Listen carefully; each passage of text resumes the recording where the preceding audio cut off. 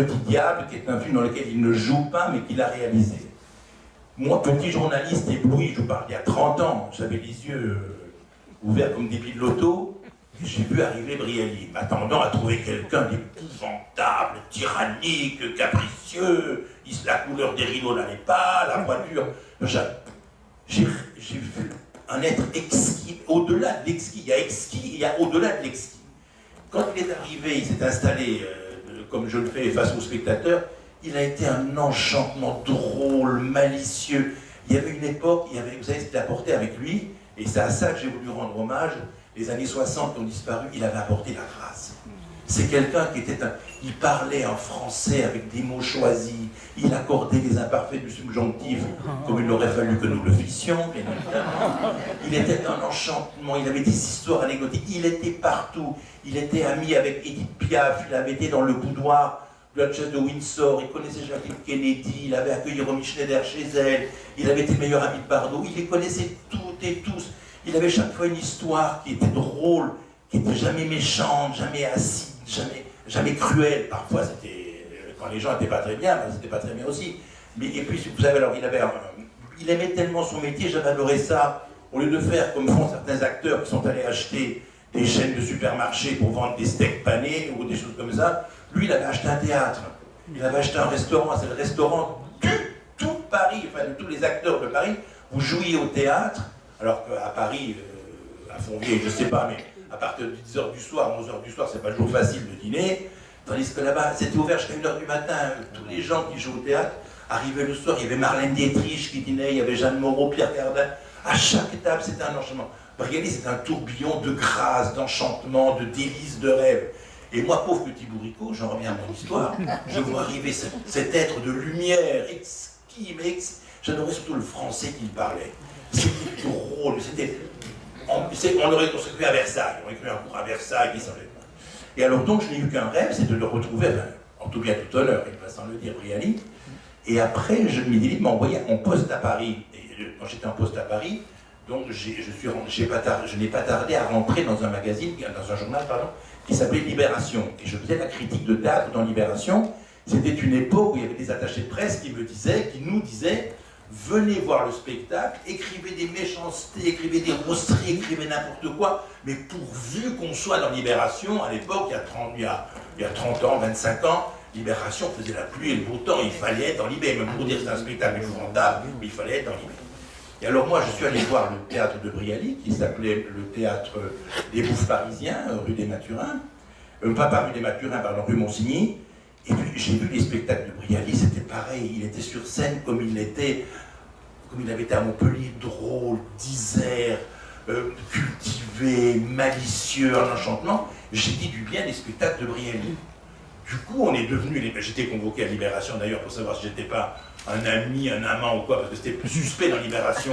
On dit du bien d'une pièce de théâtre, c'était très suspect. Je dis, mais non, je trouve que c'est vraiment bien. C'est vraiment aéré, aérien, délicat, ça s'envole. Donc, je suis devenu un peu copain avec lui. Et à Paris, il n'y avait qu'un rêve. Tout le monde parlait évidemment de Brialy. Et tout un chacun ne rêvait que d'être invité chez Brialy. Parce qu'on savait que Brialy avait acheté, alors je ne raconte pas l'histoire du château, parce qu'on est à voir dans le film, c'est l'histoire du château de Monthyon, qui était en Seine-et-Marne, à peu près, je ne sais pas, à 1 heure de Paris. Il avait acheté un château, et quand il ne tournait pas, quand il n'était pas à Égalière, ou quand il n'était pas hors de Paris, il était dans son château de Monthyon, où il invitait ses amis à tour de rôle. Mais personne n'allait dans le château, sinon les amis, mais c'est même pas le premier cercle, c'est les amis intimissimes qui avaient le droit d'aller dans le fameux château de Monthyon, et surtout Brialy, je trouvais ça absolument formidable. Brialy, qu'on disait cabotin, cabot, qu'on disait exhibitionniste ou quoi, impudique, n'avait jamais voulu qu'il y eût une caméra dans son château. Il n'y avait jamais aucune photo qui existait au monde du célébrissime château de Monthyon de Jean-Claude Brialy, où avait défilé pendant 25 ans tout le cinéma français. Il y avait ses amis intimes qui étaient amis avec. Et donc moi j'en rêvais comme petit bourricot. Et puis un beau jour, j'ai fait un livre, le premier livre que j'ai fait, il s'appelait Vénus de Mélo. Ça voulait raconter des histoires des belles actrices du cinéma français des années 60. Il y avait de Anne Deha comme Anouk Aimée à Marina Vladi, il y avait 25 portraits d'actrices. Et je me suis aperçu en feuilletant, en faisant mes contrôles au coin, que l'acteur qui avait été le partenaire de toutes, de France Anglade, Brigitte Bardot, Michel Mercier, Marie-Josée Natte, Bernadette Lafont, Magali Noël, c'était Jean-Claude Brialy, dont on savait comme moi qu'il était plus enclin à chercher des âmes sœurs dans des corps frères, si j'ose dire. Donc on savait qu'on ne pouvait pas le suspecter d'avoir des aventures avec les créatures, mais beaucoup les aimaient effectivement. Donc je lui ai demandé, je ne connaissais pas très bien, j'étais ce petit garçon ébloui provincial, et j'ai demandé à Sa Majesté Brialy un soir dans son restaurant s'il voulait faire la préface de mon livre. J'étais assez intimidé, pour lui je ne fais rien du tout, le critique de livre il s'en fout, ça va, c'est rien du tout, quoi. Et elle m'a dit, ben, si, je vais te le faire, t'inquiète pas. Et puis alors, j'attendais, la préface ne venait pas, il fallait rendre le bouquin, j'avais rendu le bouquin et tout. Et puis je devais rendre tout le lundi matin, ça partait à l'imprimerie le lundi matin. Bon, j'étais désespéré, quel idiot ai-je fait de demander à Brialy, qui n'a pas de parole, qui est un farfadet, comme ça et tout. Je lui demandé à Trintignant, à Robert Hossein ou à quelqu'un d'autre. Et puis, un dimanche, j'étais chez moi à Paris, le téléphone sonne. En régence, c'est Jean-Claude Brialy. On va faire la préface. Il m'a expliqué qu'il n'avait pas écrit la préface, il avait mon manuscrit sous les yeux, et quelqu'un dont on disait, je vous le jure, il m'a fait la préface en me la dictant au téléphone et en l'inventant quand il me le parlait. Donc c'était avec brio, c'était magnifique, j'avais un mot gentil pour chacune, c'était un miracle de grâce, d'élégance, de chic, de classe, de distinction. Donc il m'a fait la fameuse préface, je vais vite, on a copiné, j'ai copiné avec lui, et un beau jour, j'en arrive à ce que je voulais vous dire, j'ai reçu l'invitation pour venir dans le fameux château. Donc j'étais invité un dimanche à aller dans le fameux château. Alors le fameux château de Monthyon, qui était là, donc, je dis encore une fois, c'était un endroit mythique dans Paris, parce qu'on savait qu'il l'avait acheté avec l'argent de Godard et de Truffaut, que tout le cinéma français y avait trouvé refuge, où il y avait habité. Il y a quelqu'un d'autre, je ne vous dévoile pas le film, il y a Joséphine Baker. Mais ça à l'époque, je n'ai pas trouvé de photo, puis je connaissais mal l'histoire, je n'ai pas pu le raconter. Quand Joséphine Baker a plus d'argent, était à Paris, se traînait, Brialy, comme d'autres, mais vous allez voir les autres, l'a accueilli dans son château. Et donc, ce que j'ai voulu faire avec ce film, j'ai voulu raconter cette période magnifique où tout le cinéma français allait chez Brialy. Et quand il est décédé, vous allez voir l'enterrement, vous allez tout du début jusqu'à la fin, les gens étaient vraiment émus, il y a un moment d'émotion important à Paris, et je crois partout, parce que c'était un être enchanteur qui n'avait que des amitiés et qui savait semer le bonheur autour de lui. L'idée du film, et après je me tais, ça a été parmi les grands amis de Brialy, d'en prendre 20, 25, peut-être il y en a, et de les faire revenir dans son château. Dans son château que personne n'avait vu, c'est-à-dire vous allez voir les images du château de Brialy, c'est la première fois qu'on voyait les images du château. J'ai récupéré un petit film de quelqu'un qui ne dure pas très très longtemps, mais il n'y avait jamais eu d'image à l'intérieur de la maison. Et j'ai demandé à chacun, vous verrez la liste des gens qui ont invité, je ne vais pas vous les annoncer parce que vous allez les découvrir. C'est un très très très beau générique, ils sont venus tous, évidemment pas pour moi, mais pour Brialy. J'ai dit, mets-toi dans l'endroit du château que tu préférais pour parler de Brialy.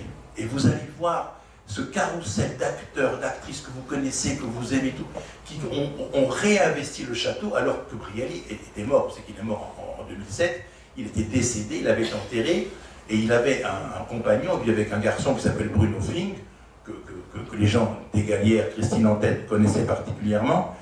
Il était malheureusement le petit ami de Brialy qui était ravissant, qui était un très joli garçon, était attaché de presse, il a chopé une maladie, il était bloqué sur un fauteuil, donc il n'est pas présent dans le film parce que c'était difficile pour lui, il était invalide, c'était vraiment difficile, mais il m'a ouvert les portes, il a tout ouvert, il a participé à tout, et chacun était ému, de retrouver un endroit. Brialy, je veux dire, c'était pas un acteur, c'était quelqu'un qui avait enchanté une génération entière, donc tout un chacun était ami avec lui, vous allez voir, il y a un acteur qui pleure en l'évoquant et tout. Donc, pardon pour ce petit moment d'émotion, cette longueur qui, j'espère, n'est pas une langueur. Vous allez passer un moment, j'espère, émouvant. Et dites-vous bien que quand le film, on a projeté le film à Paris, et je vous jure, j'ai fait une projection il a été diffusé sur France 5 ou sur France 3. Ça a été le Festival de Cannes. Quand on a fait la projection à Paris, il y avait tout le cinéma français qui était là pour voir Brialy. Ceux qui n'ont pas pu venir, qui étaient là, qui n'étaient pas en France, qui n'étaient pas... Mais vraiment, c'était vraiment émouvant. Parce que même, il y en avait qui n'ont pas été invités, toute leur vie qui ont été invités, on découvrait où avait habité Brialy, et sur les esprits, enfin, endroits inhabités, lui inhabité a-t-il une âme. Là, on a découvert un lieu qui avait vraiment une âme, avec, vous savez, on sent des maisons qui palpitent, qui respirent avec une qualité de présence de quelqu'un qui a passé sa vie à faire le beau, à aimer le beau, à faire le bien, à aimer le bien, à aimer ce qui était grandiose, qui était chic, qui n'a jamais rien fait de bas, qui n'a jamais rien fait de sale, jamais rien fait de coups de tordu aux gens, quoi. Ça respire sur les murs, ça respire sur les gens, et vous allez voir un endroit béni des dieux, vous allez voir ce que l'endroit est devenu, et pardon, je vous jure que je n'ai aucun mérite d'avoir fait ça, mais je trouve que c'est une rareté, parce qu'il n'y a plus de caméras, et c'était une occasion exceptionnelle de voir le château qui existe toujours, bien évidemment. Vous n'attendez pas à voir Versailles, hein, c'est pas Versailles, quoi, c'est une belle maison de maître à la campagne, qui est à côté, petit château, donc c'est à Monthyon. Et en plus, c'était un peu compliqué, parce qu'à l'époque, le maire de Monthyon était communiste, et pour être franc, c'était pas un communiste malin, si j'ose dire. Ce qui fait qu'avec les relations avec Jean-Claude, était un peu difficile. Un peu difficile. Je vous souhaite un bon film, bonne visite Château de Monthyon, et vous allez voir, les gens arrivent petit à petit. Moi, on a fait un accord avec quelqu'un qui avait des voitures de luxe, et qui, pour Brialy, avait prêté des voitures formidables, qui allait chercher les acteurs, les actrices chez eux, qui les amenaient au château, et puis ils repartaient, ils m'ont demandé, pour Brialy, pas qu'on voit la voiture, ils s'en fichaient, pas la citer, tout tellement c'était fait pour rendre hommage, et donc c'est à la fois une visite touristique guidée, émotion, et c'est à la fois un chant d'amour à quelqu'un qui nous a appris que des bonnes et des belles choses. Bon film, à tout à l'heure.